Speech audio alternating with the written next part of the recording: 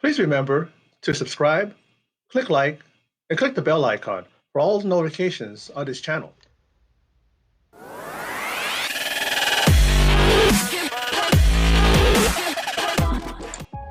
I Who did this one? Maybe it got lost in the mail. For 60 years? It must be a joke. You got a tray. It's a toy. Don't you feel different?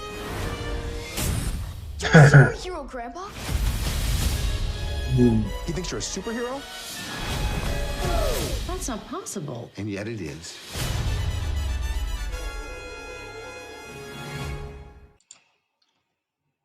Guys, let's just get into it. I absolutely loved this episode. Really puts Amazing Stories back on track.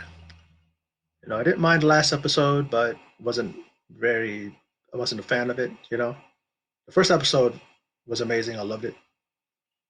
This one, I love it even more. The best episode so far that they've released, for Amazing Stories.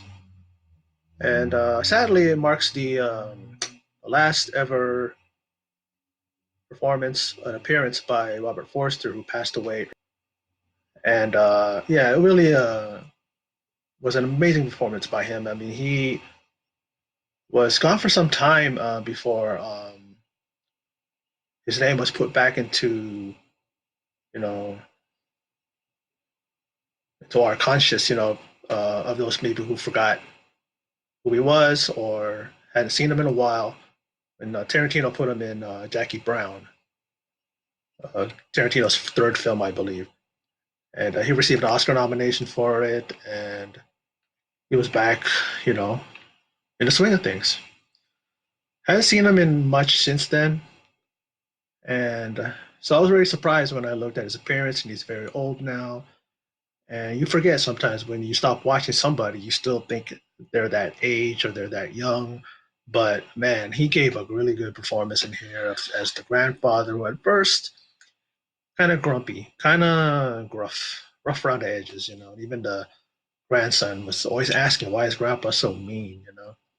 And then the one thing that brought them together was the fact that Dylan was kind of like a aspiring writer, wanted to be the next big thing when it came to writing comics and stuff, right?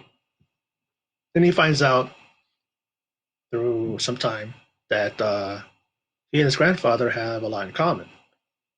And it really was peaked when either his grandfather went to go pick him up, and then they come home and his grandson finds a box in the mail.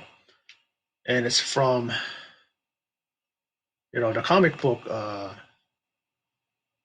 company. They sent that he actually sent away for 50 cents. He sent away for a ring, a Dynoman ring. Didn't get it till 6 years later, and he thought it was, what is this? It's just a hunk of plastic. It's not real. And then his grandson sees that it glows. It started glowing, and you really don't see his power until, like, his other grandson was playing with the football at the dinner table, and he slips out of his hand and he grabs it, right, and then pops it in his hand. So you see the first thing is the speed. There's three powers. There's speed, power, and light. So we saw speed there. Later on, we see him use power when after he realized that he had, his grandfather even saw that he glowed. Grandfather went and would go punch a power bag and sent it across the room in the garage, and he even broke the workbench. So, and it also helped him. It healed his knee, and he was, he was facing retirement, which he didn't want from his job after 45 years. He's able to go back there and he's able to show the young guys how it's done, and he even knocked out 150 tables that they needed the next day for a client or a restaurant opening. I mean, really gave him a lot of powers, and even really brought him and his grandson closer. You know, I like the dynamic between Robert Forster and the young actor. They really, really had good chemistry on the screen, and they really fed off each other. And I'm pretty sure that them two in real life off camera they probably got close too, because it seems like he's a nice guy, and he was the same, probably the same off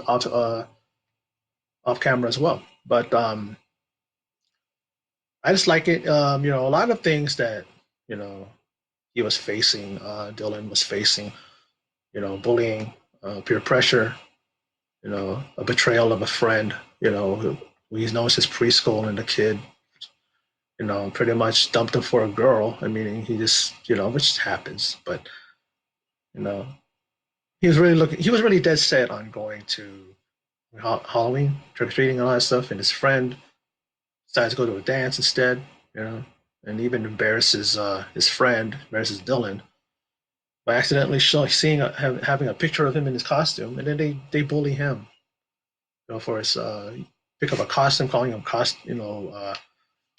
dress up Dylan and all that, which is something that goes on in school, even in my day and age, maybe even in my parents' day and age, and then so to this day, it just happens. And sometimes it's kind of sad to see that, but it's always going to happen because that's just how it is. It sucks, and you feel for the kid, and he was told a story by his grandfather that he was legendary in high school, and he put the principal's car on top of the roof.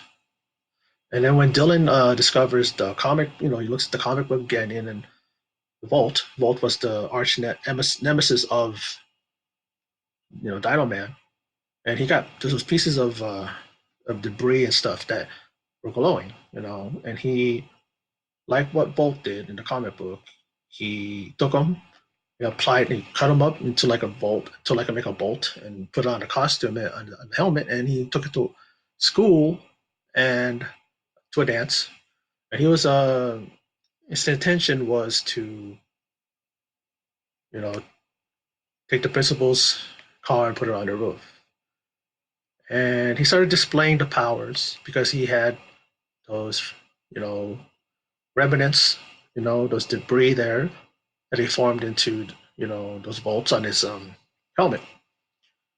And then he was in the midst of pulling the car on the roof. The car was halfway on the roof, on the roof, and all of a sudden it started pulling back because it was hard for him to pull the whole thing up.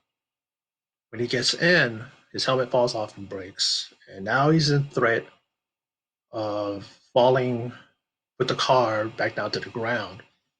That was a good like 2 stories up. And then his grandfather realizes that, he did what he did, that he was going to go. He noticed that he had fashioned that debris into something with his costume. So he goes there and notices that, his grandson is in the peril that he is, and he goes to help him.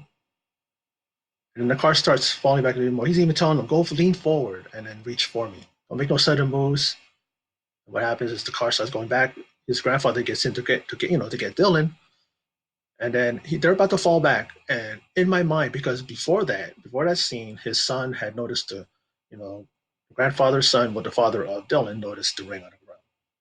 And I'm thinking, oh, I think I know what's going to happen. And then, of course, they went to go fall. The car was falling down, and then it stops. And then you see Dylan's father floating in the air, holding the car up. He's able to get the car on top of on the roof.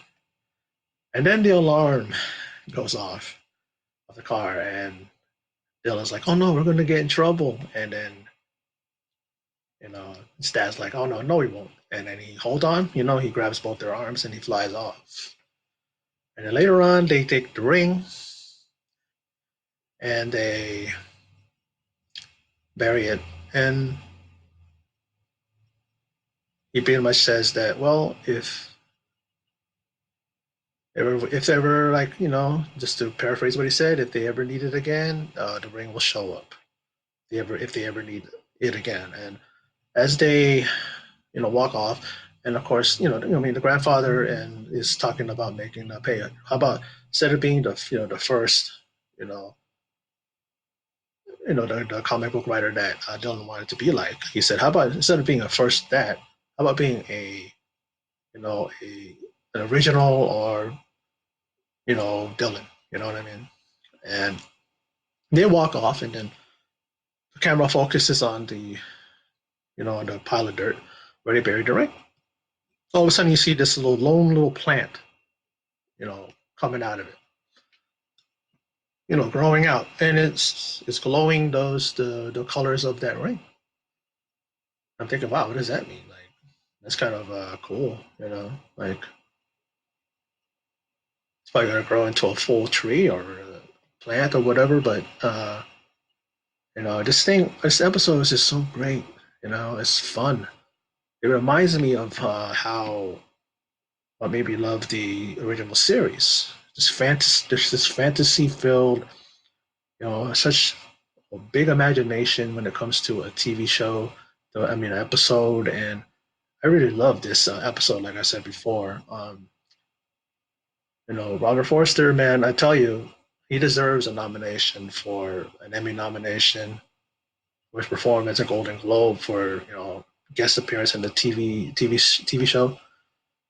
Because Golden Globes, they cover movies and TV, and he probably will because it was a great performance. It really was very nuanced, very simple, but he brought some real good depth to his portrayal, and showing that he actually is a kind-hearted man. It's just the fact that he grew up, like his father said, Dylan's father said that, my dad's died when he was young, so it's like he had to be tough, That generation that Robert Forster, I'm pretty sure Robert Forster in real life, but his character comes from, they're very, very work oriented. They're very serious. They're very like tough because during the time when they were kids and young, man, it came up at a time where you had to be like that.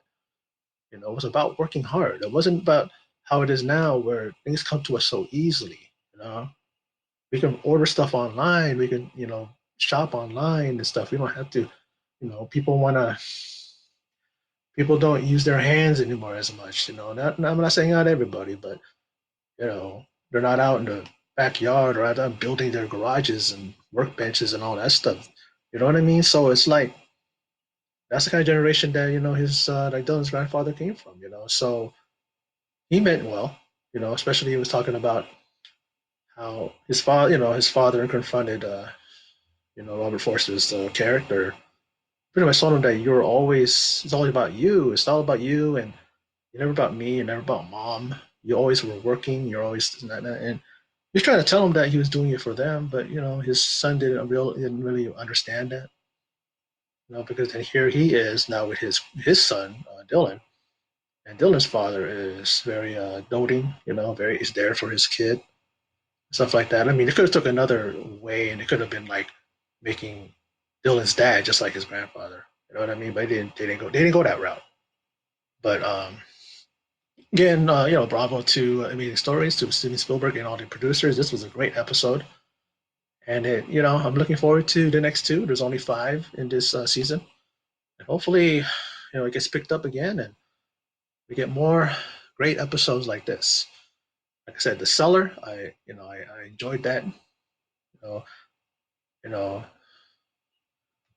then of course, the Heat. It wasn't an awful episode. It wasn't bad, but I really didn't get into it. Really, so for some reason, I just didn't get into it. But Dynoman and the Volt, damn, excellent, excellent, it's excellent all around, and thoroughly enjoyed it. It makes me wish that this was like a TV series in its own. Would have been great. But definitely it's meant to be a one-off, and it should be because you kind of leave it to our imagination as to what's going to happen next. But they left it to where they basically buried the ring, and that's that. They went away. Even though we've seen that little plant coming out, with the powers in it, I don't know what that means. Is the plant going to be factoring into someone? Someone's going to see that maybe and pick it up, and then they're going to, maybe who knows? But anyway, that's my thoughts and review of Dynoman and the Vault, the third episode of Amazing Stories. And for those of you who stopped by and checked out this video, I appreciate it. And as always, I ask for you to please support my channel by subscribing, clicking that bell icon if you do, so you get notifications of videos I upload. Also, throw me a thumbs up and share it on whatever social media platform you have, whether it be Twitter, Facebook, whatever, what have you. I appreciate it. And in closing, and as always, take care.